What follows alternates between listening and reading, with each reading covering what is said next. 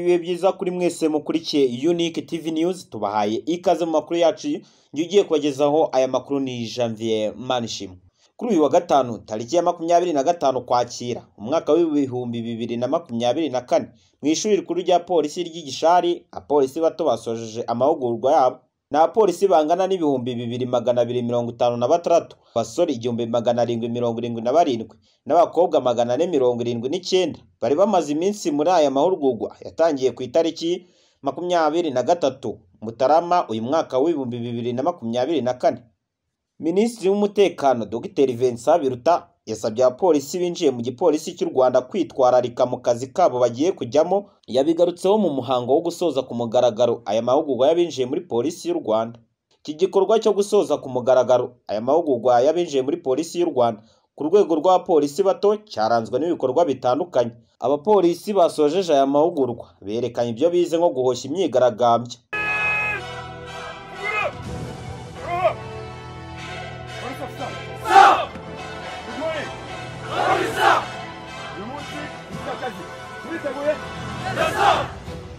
Impamvu y'akazi tugiyemo uyu munsi mu karere ka Rwamagana, abaturage batanze amafaranga y'imbuto n'ifumbire muri gahunda ya nkunganire.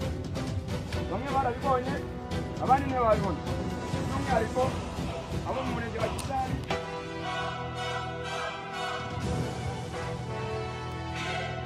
Igishushanyo mureba imbere yanyu kiragaragaza aho tugiye gukorera akazi.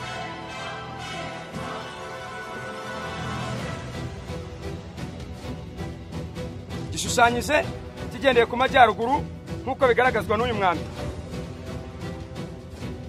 Aho tugiye gukorera akazi hagizwe n'ibikorwa bitandukanye, hari nk'amashyamba n'ibiti by'umugano ndetse n'ishyamba rya Gishari. Itsinda ry'abaganga gutanga ubutabazi bw'ibanze wagira ikibazo uwo ari we wese, yaba ku ruhande rwacu cyangwa ku ruhande rw'abigana.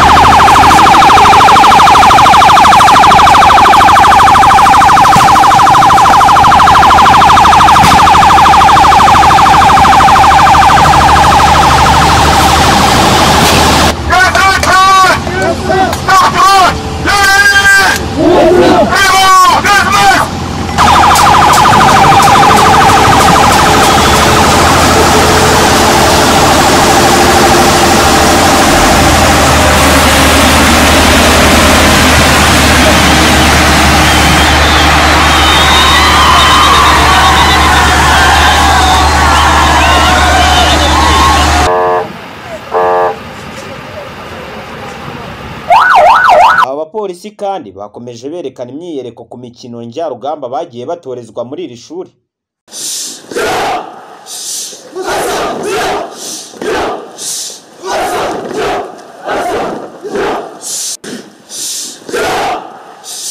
berekana izindi nyigisho bagiye bahabwa nko kurasa cyangwa kumasha bagahamya bagiye batumva